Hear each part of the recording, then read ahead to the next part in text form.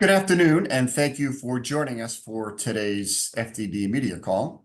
My name is Joe Doherty. I'm Senior Director of Communications at FDD, a nonpartisan research institute focused on national security and foreign policy. We're grateful that you've taken the time to join us today, as FDD experts will walk you through new research that details the critical U.S. civilian infrastructure, strategic maritime, aviation, and rail networks, for example, that the Pentagon needs for military mobility, and what the Pentagon is doing and not doing to secure it against adversarial cyber attacks. Joining us on today's call, we have two FDD experts. Rear Admiral retired Mark Montgomery, the Senior Director of FDD Center on Cyber and Technology Innovation, and an FDD Senior Fellow.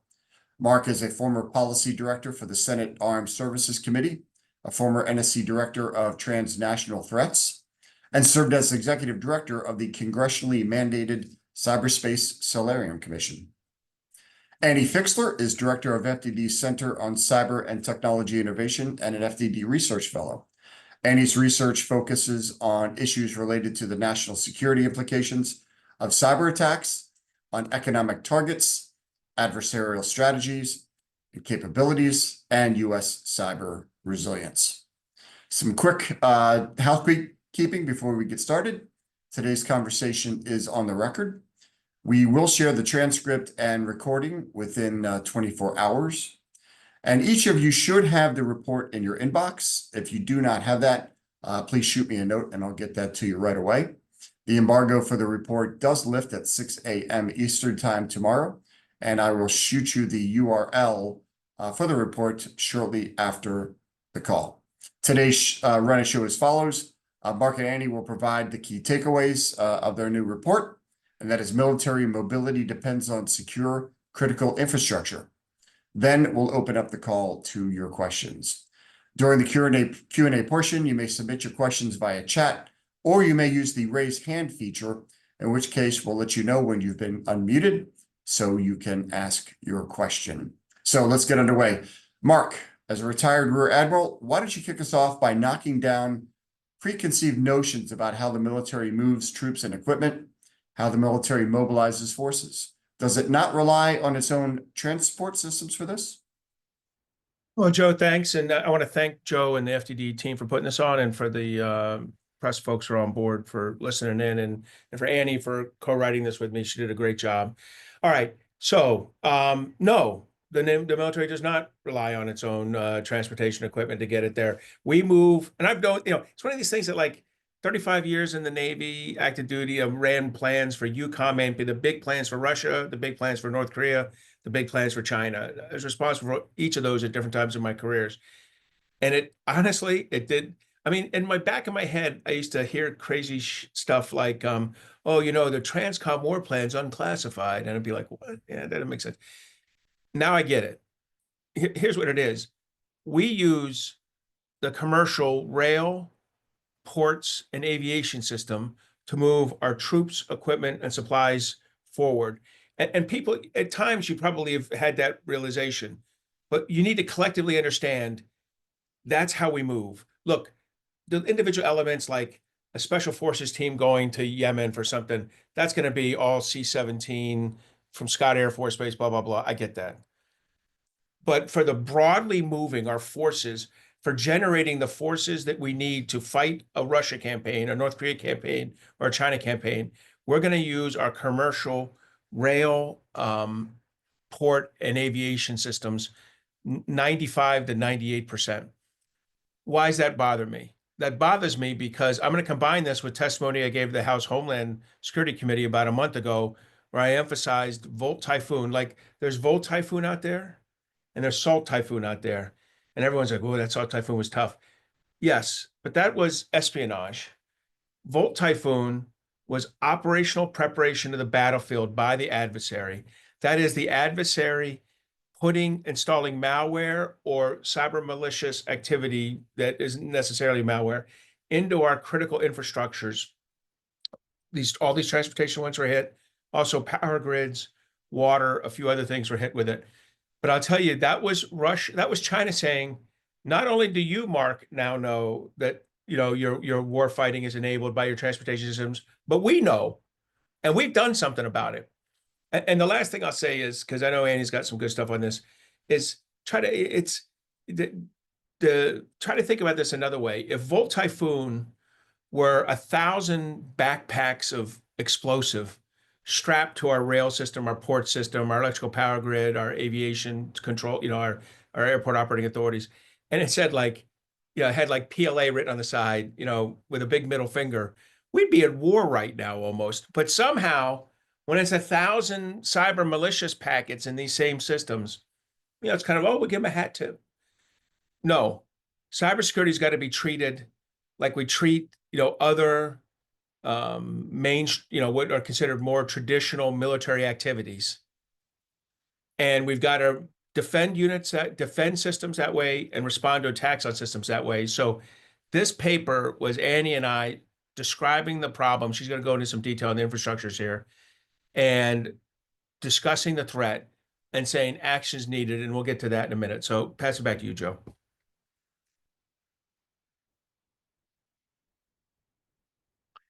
Joe, you're muted.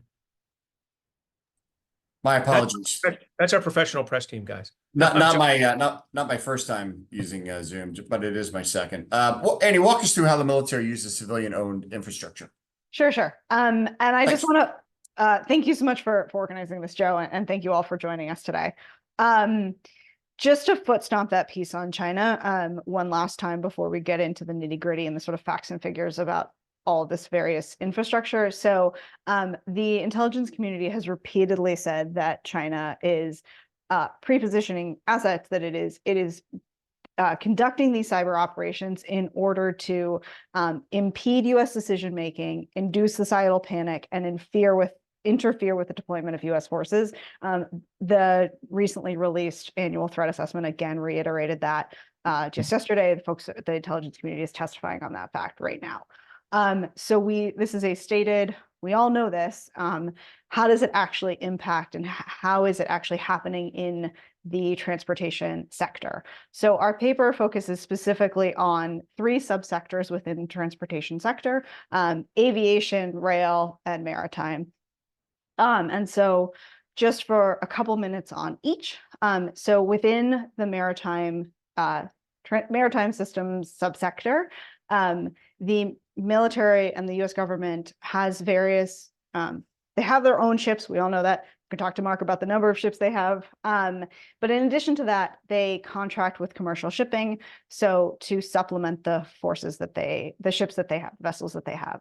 In addition to the vessels themselves, Transcom Transportation Command has designated 18 commercially owned strategic seaports. These are ports that the military knows it is going to be needing, that it regularly engages with to move forces, to move men and material. So both vessels and ports themselves. In the aviation sector, it is somewhat similar. There is a voluntary Civil Reserve Air Fleet, which is an arrangement the DoD has with civilian air carriers, that when they need to mobilize more air assets, they have this arrangement with air carriers, airlines. They also have agreements with civilian airport authorities to use their facilities. These are ongoing relationships. It's something in the range of about 70 airports. And then the third piece that's unique in aviation is obviously the air traffic control system. And the FAA is responsible for that air traffic control system. And when when military aircraft are flying in US airspace, that is coordinated with the FAA. So that is a also unique component of aviation, is that shared air traffic control system. Shifting over last to rail, the military has its own rail cars, but the rail lines themselves are owned and operated by freight rail operators. And the US military has designated a network of about 40,000 miles of rail. It's about a third of the whole rail network, and it calls that the strategic rail corridor. And that is the rail lines that the military knows it is going to need and uses on a regular basis to move from various military facilities to ports, between military facilities, et cetera. So those are sort of the different components. And these are longstanding relationships. They are existing systems. But those are mostly focused on sort of the availability of those assets and not their cyber resilience. The cyber resilience component of it is solely or majority the majority of the responsibility for that lies with what are known as sector risk management agencies. Those are federal civilian executive branch agencies that work with the private sector on a regular basis to identify and mitigate cyber risk. And our concern is that that effort is siloed from DoD's efforts. DoD has critical infrastructure protection programs, but they do not talk necessarily very well to sector risk management agencies. And so our concern is that the DoD does not have a good understanding of the risks that the transportation system subsectors are facing. Let me jump in on that too, and just say part of this is that like DoD does a good job taking care of their bases. I like to say, Annie's heard me say this, that you're on a DoD base, there's two comms networks, two power systems. One of them might be a cattle battery from China, but we'll ignore that. Two water systems. It's like the Noah's Ark of critical infrastructure. And that rail car leaving the base, got the tank on there, it's leaving, and it enters like Norfolk Southern. And that's like Mad Max Thunderdome, right? Now you're on your own in that cybersecurity world. And the DoD has worked very assiduously, very hard, and very skillfully to only own the base. They'll study the immediate infrastructure of the base and how it supports the base. But then when it goes out to these ports and aviation and the rail system to get there, not their problem. Now, look, let's be clear. They care, but they don't care enough because they don't want to get the bill. And that's what it always comes down to. DoD says, everyone sees us as like, Moneybags McDuck there. And we've got, and if we show up and say we're here to help, we're going to end up paying the bill. So what I really think's happened here is the DoD's done a great job making sure we can kick the bejesus out of any adversary that attacks a military base.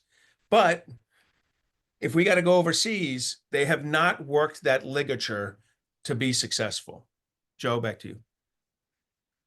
Thanks, Mark. Thanks, Annie. Can you talk a little bit about how the military, in addition to using civilian-owned infrastructure, I want to talk about some of the threats that Mark discussed at the outset, in particular the subsectors. So you've got Chinese-made ship-to-shore cranes. You got the rail and the supply chain problem, modernization of air traffic control system. Can you talk a little bit about that?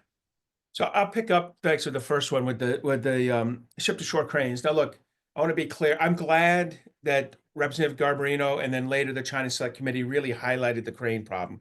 But I want to make it clear, a modern port system are 19 containerized ports. So the United States has about 60 ports on the east and west coast in Alaska. But 19 are considered big ports, ones that have like containerized loading of ships, and you see the stacked up containers that go, right? Or big LNG or other kind of facilities.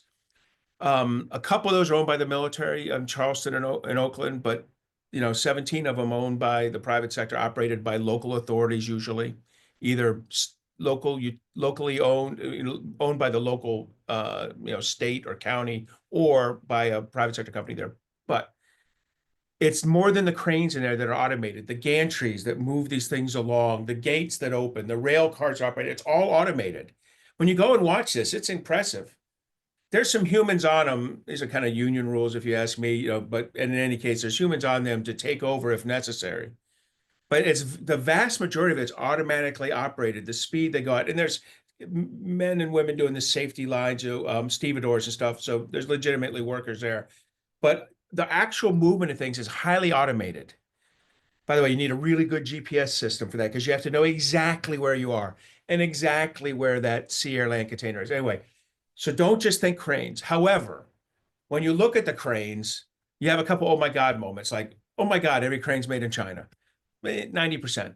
But still, these big, huge cranes you see at them, there's 4 or 5 at every port, so there's 100 plus in America, around 100 in America, made in, I think 85% made in China, maybe 90%. In any case, it's not the crane. And, the Biden administration did this executive order saying, we're going to fix this problem and replace the cranes, which sounded good to some, probably blue state crane manufacturers, like, I'm going to build some, expensive cranes here. That's not really going to happen. We don't need to replace the cranes. We need to replace the brains in the cranes. They cannot come from China. They can't be continuously software updated in China. There's cellular modems, which is a future Huawei problem. The cellular modems of America are about 40 to 45% Chinese made. That's what talks back and forth with China. That stuff needs to be inspected, assessed, and over time transitioned to American or ally and partner equivalent systems. The brains of the crane, the cellular modems, that's a much smaller problem than replacing $100 million cranes, right? So, we got to get that to be the cranes. You got to do the same with the gantries and the other stuff.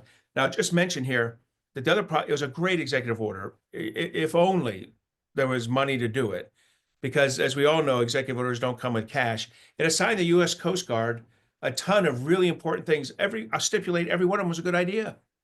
The problem, of course, is that there's no money. And the Coast Guard was already a service that didn't have two wood nickels to rub together. And you're telling them to go do this. And because they're a military service, they're trying to do it by not doing. But in the end, do you want the Coast Guard to rescue you when you're lost at sea? Or do you want them doing crane inspections? In the end, the Coast Guard defaults to rescuing you out at sea because that tends to be a bad news day if you don't. Whereas the crane inspection isn't noticed. So we've got to get them money so they can do the crane inspections separate from rescuing people out at sea. So from my perspective, the cranes issue is a money issue. I know I went long there, Joe, but I just want to take one of them and really draw it out. Annie, over to you. Yeah, sure. I'll touch on the other two. The first point I'll touch on is rail. And so rail has a similar, not exactly the same, but a similar supply chain problem to the ship to shore cranes that Mark was speaking about. China makes a significant amount of rail cars. And these rail cars similarly have a lot of sensors and equipment to make sure that they're temperature controlled, or that the operator knows exactly where they are, that they are not sort of just a box on wheels. They're a very sophisticated piece of machinery. And so China has been attempting to penetrate both the freight rail system and the passenger rail system, and to be a larger and larger manufacturer of freight rail cars. Luckily, in the past couple of years, Congress and the administration and successive administrations have gotten wise to this.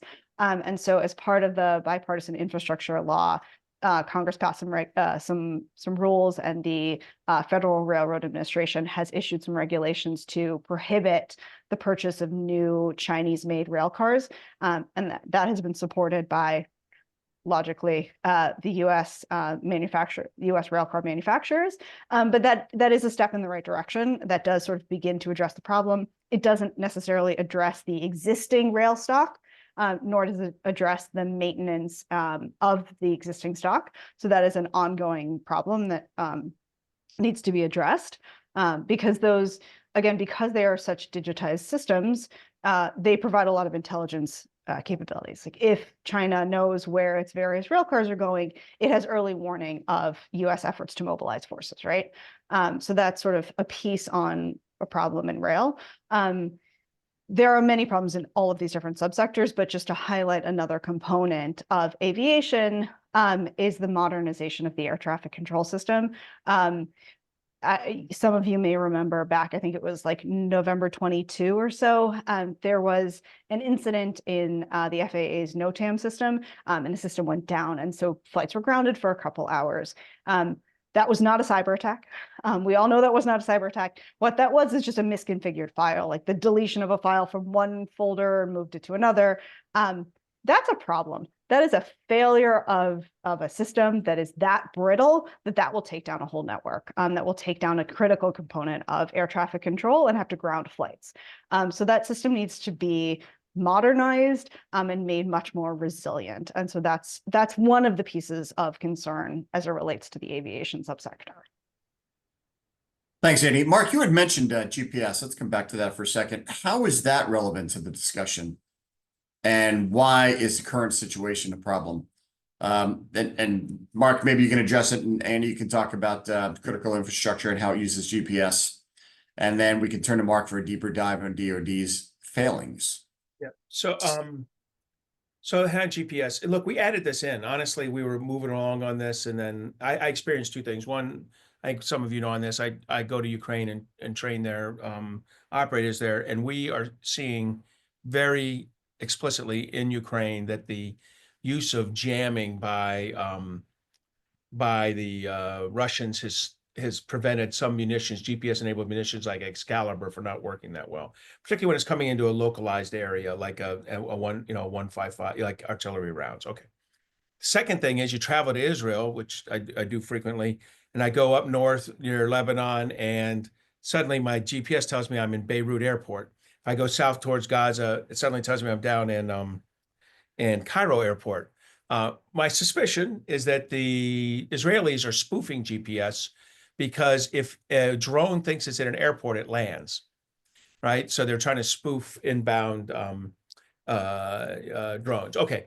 In addition, to the jamming and spoofing problem, the overall GPS signal in our iPhones, but just by the way, same GPS in here, little antenna, is also in the crane. It's also in a John Deere tractor. It's also in the railroad car. It's also in everything else in infrastructure. Our critical infrastructure relies on GPS, just like the military relies on it. Our signals are getting weak. If you drive around downtown San Francisco or New York City, you've noticed this, that it's even in DC sometimes it has trouble tracking you. That's our weak signal, and it's in a tough environment like an urban environment, starts to show its weakness. Many of our phones shift over to Galileo, the European stronger signal. Or if your phone's not being operated properly, which most of yours aren't, it could go to GLONASS, the Russian system. Congratulations. All right. So what we're doing is we're shifted. So we saw this 20 years ago. We're not stupid most of the time, right? And we put up two satellite systems called GPS 2F and GPS 3, and they came together to make the next gen GPS system. And that uses an antenna called the L5 antenna. The L5 antenna, 30 times more powerful. So when you're in San Francisco, no problem. By the way, when you're in your remote driving car in San Francisco, I really want that, right? And then also all the tractors out there in the middle of nowhere land, that'll work great, right? The ports, it'll be great. Our warfighting systems will be much safer, and it's 30 times harder to jam. So instead of a jammer having to be the size of a suitcase, it has to be the size of an 18-wheeler. Tough to like mask your 18-wheeler down by Norfolk, port, right? As opposed to your suitcase jamming device. Bottom line is we need to shift over. And you say, no problem, Mark. We've got 18 of the satellites up. We should, by the way, only because we put legislation in that forced the launch of the 18th. The Space Force was so slow on this. And then, of course, there's a problem. The problem is Raytheon is supposed to deliver something called the Next Gen Operational Control System. It was supposed to come in 2022, then 2023, then 2024. Now, and then spring of 2025. It's now fall of 2025.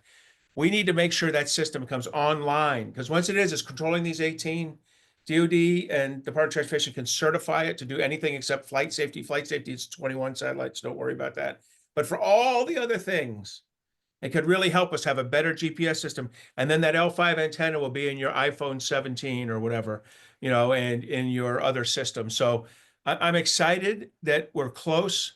I'm disappointed that we could have been here 3 years ago. We got to continue to get that work done on GPS.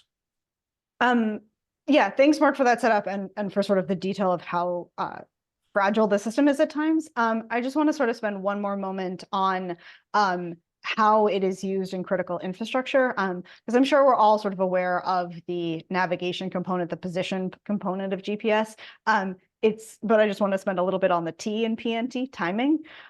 So in addition to the use on position navigation, GPS systems are also used for the timing of, for example, generation facilities for the electricity subsector. So if you need to get generation facilities in sync so that your electricity doesn't get out of phase and you don't create huge problems in the system. So companies use GPS for that capability. In the financial system, GPS is also used for precision timing of trading, things like that. In the communications system, similarly, you want precise timing on communications systems, so they use GPS for that. All of these are just different ways that companies in the private sector are relying on this asset that is a sort of, at this point, a public good, right? It is originally a DoD constructed system, but it is the critical infrastructure relies on it. We participated, a couple of us from our team participated in a tabletop exercise last fall, looking at critical infrastructure resilience, and how the private sector and the public sector and the government work together. And our game designer, the first thing he wanted to do was jam GPS, because he knew that that was going to cause a huge problem for all of our different critical infrastructure players. And so that's what he did. So it's not hard.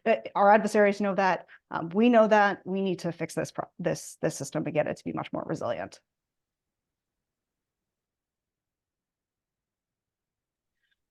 You're muted. Let's move over to PNT. Can you talk a little bit about that, Annie? Yeah, so that's the position navigation timing. So C is that timing piece of PNT. Very good. Mark, you all talk about the current situation is untenable.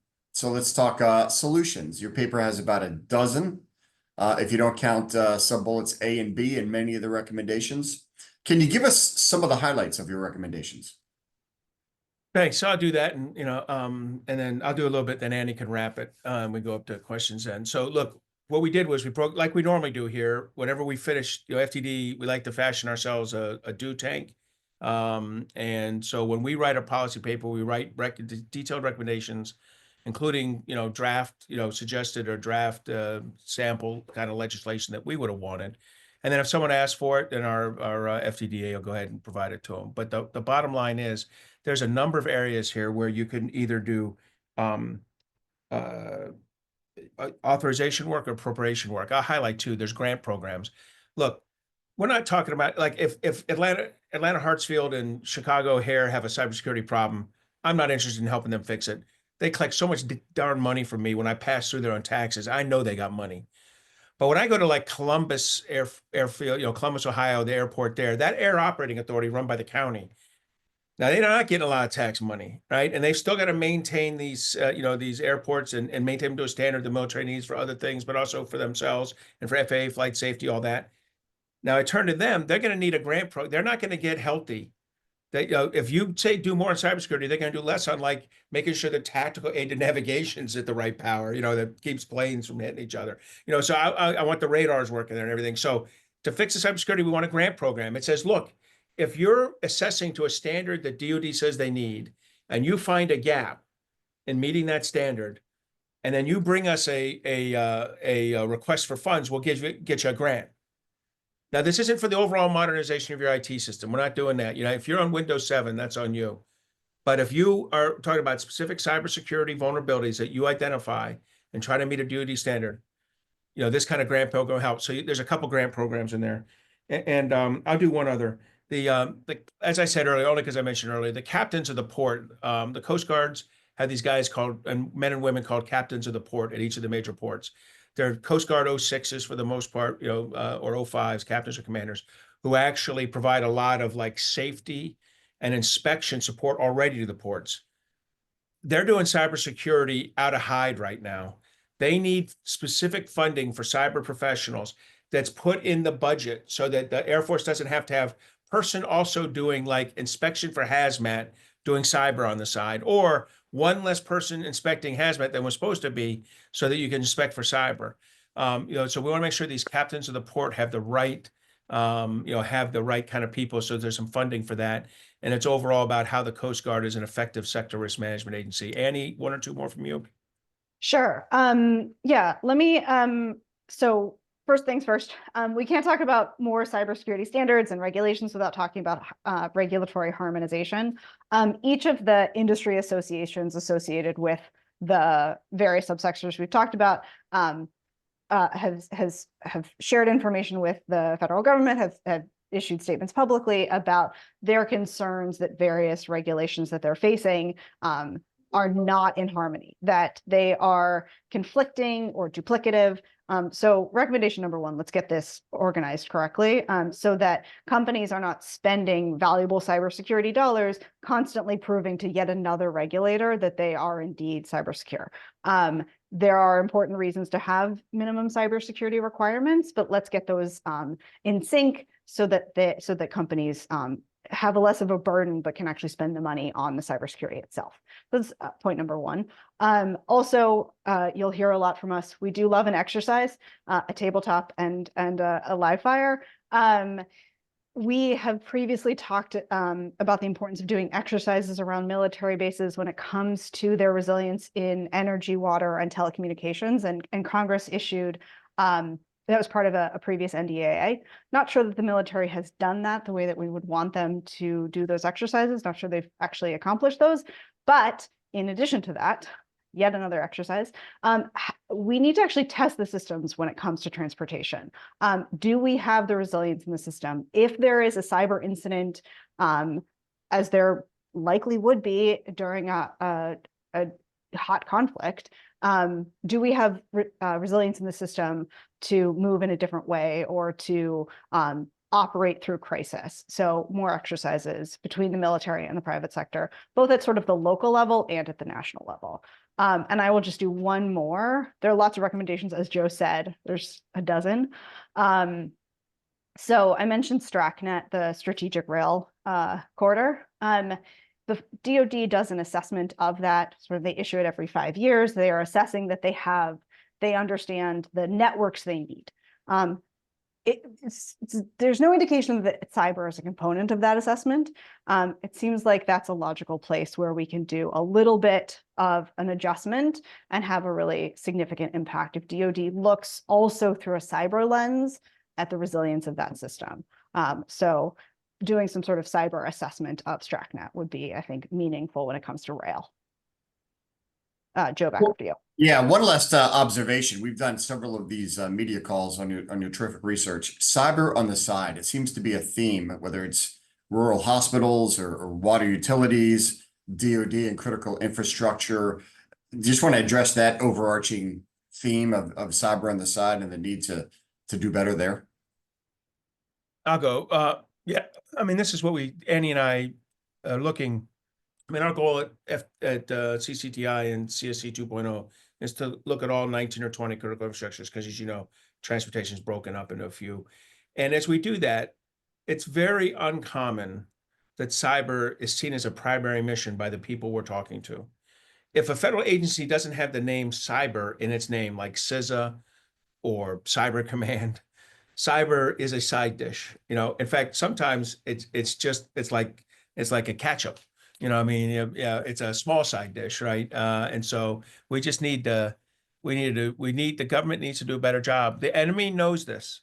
The enemy does not see cyber as a side dish. They see it as a vulnerability that they can attack, and they're hitting us hard. Yeah, and that side dish component is reflected also in the private sector. Cybersecurity, I would like to say the narrative is changing, but for far too many companies in far too many sectors, cybersecurity is a cost sink. It is not seen as critical to business operations, even though it is. And so our recommendations, usually the recommendations you'll see at FDD are really focused at the federal government level, sometimes state level, but we know where our sweet spot is. But that doesn't mean that the private sector itself doesn't need to do a lot of its own work. Copy. All right, let's transition over to the question and answer portion. So those of you on the call, you may ask a question one of two ways. You can raise your hand, use that feature, or you can jump in at the chat and type in your question. My colleague Ellie Buffkin is in the background, making sure that everything goes smoothly. In the meantime, any other recommendations that you wanted to emphasize to the reporters here? No, I think that's most of them. We'll see if we got any questions here. Yeah, I will just spend one more moment while folks are thinking of their question. I will spend one more moment on the grant program, and I will hit on the rail sector because it's a little bit. So as you have, this report goes through 3 subsectors. You'll recall, or maybe you won't, but I will remind you that about 2 years ago we issued a report looking at more in-depth on the port sector itself, the port subsector itself.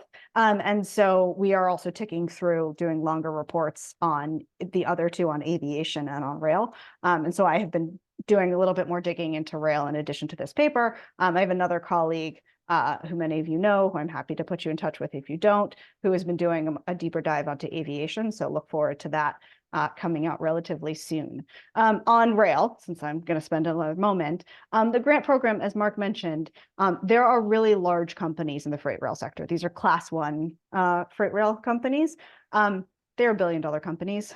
The amount of money that the federal government could give them to cybersecurity is pennies compared to their budgets. But there are a lot of very small rail operators, short line rail operators, who a small amount of money could make a meaningful difference to their cybersecurity budget. So it's our recommendations when it comes to federal spending really focus in on where could we have a meaningful impact with a small number of dollars. So that's just a little bit more background. Very helpful, Annie. Thank you. Our first question comes from Sarah Friedman at Inside Cybersecurity. Sarah, over to you. You are unmuted.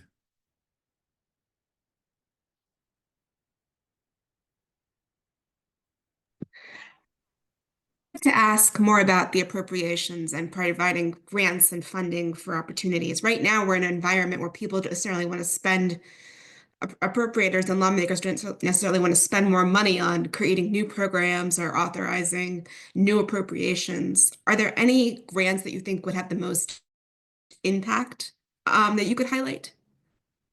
Yeah, so I'll go first, and Annie can follow up. So I agree with you, but I also say one of our other options here is to have DoD take this over. And if I've learned anything in 35 years in the military, is that having DoD run something inherently makes it more expensive. So I just think what we're offering here, I think, is the most cost-effective and efficient opportunity. So I do it. And also one other thing, if you're to ask me, hey, Mark, which of these sectors overall in America is in the best shape, I'd probably end up saying, it'd be financial services or energy. And the financial services at the big bank levels, because they spend $1 billion each on cybersecurity because they're getting attacked and robbed, and they bake that in for 3 or 4 decades.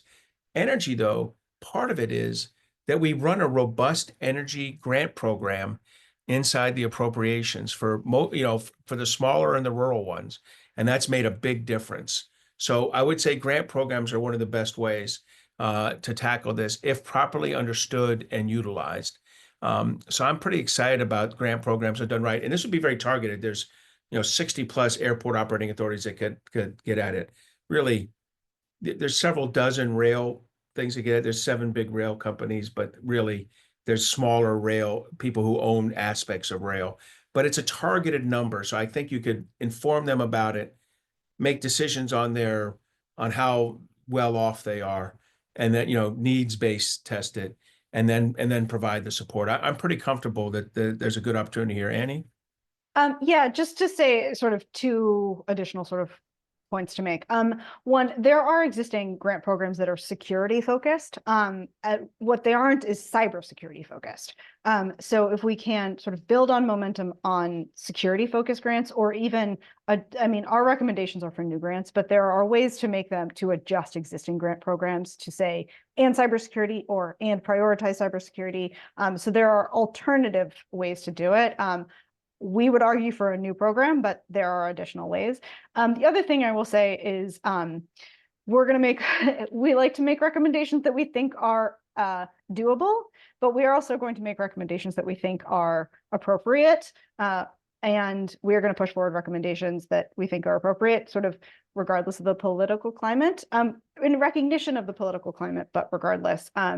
I like to sort of look back on the Cyberspace Solarium Commission, and when they issued their report, there are a number of recommendations in that report that, as they were issuing them, including things like make a cyber committee in Congress, that they knew there was no political appetite for at the moment. It doesn't mean there won't be a political appetite in the future. So you'll still see recommendations out of us that sort of cut both ways.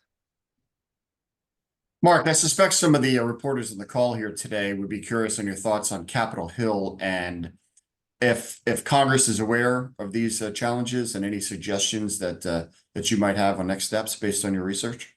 Real quick, I do spend a lot of time talking about this, and this is one of the hard parts about this. We haven't said it completely cleanly, but one of the problems in the executive branch is this is interagency, right? Coast Guard for the ports, TSA for rail, TSA and FAA for aviation, DoD for DoD. It's equally clustered up in the Congress.